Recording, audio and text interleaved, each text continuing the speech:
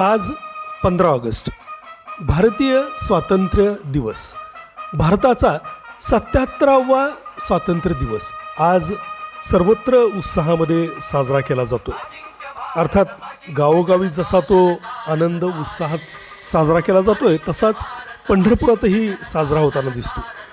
पंढरपुरातील विठ्ठल मंदिर असेल किंवा इतर शासकीय इमारती असेल, या सर्वांवरती केलेली रोषणाई या ठिकाणी आपण बघू शकतोय। अतिशय प्रसन्नतेमध्ये कालपासून ही सजावट सुरू होती आणि नागरिकही मोठ्या प्रमाणावर ही सजावट रोषणाई बघण्यासाठी गर्दी करताना दिसत होते। भारतीय स्वातंत्र्याची उत्तरोत्तर अशीच प्रगती होत राहो आणि भारताची भरभराट समृद्धी संपन्नता बनत राहो हीच प्रार्थना।